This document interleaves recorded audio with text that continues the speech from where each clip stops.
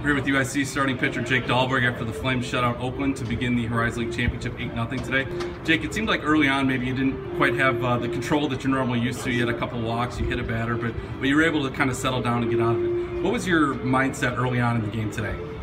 Obviously, I wanted to start out just attacking everybody, getting ahead, and that didn't happen right away for me.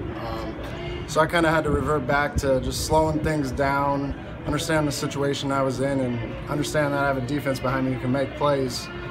So once I relaxed a little bit and understood where I was mentally, I started throwing more strikes and started landing my off speed, and that was important to keep the guys in the game behind me and not drag it out any longer than it already was. So once I realized that and settled back in, things got going a little better for me.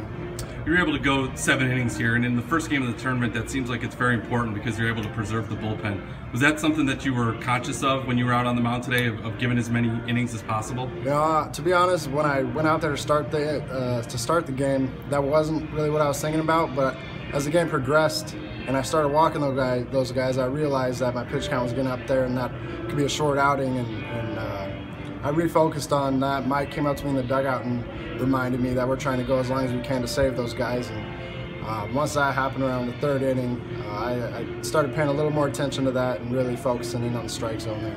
And then finally, this was the 3rd start of the year you've had against these guys, against Oakland. They're a really talented offensive lineup. Is that something that do you change your approach at all when you're facing a team like that the 3rd time, or do you just trust your stuff and that you're going to be able to outsmart them and giving it back? Yeah, I don't change my approach to anything. I go through the same routine for every game, and I just trust my pitches and trust my movement and trust the pitch calling back there, and I let the rest work itself out, to be honest.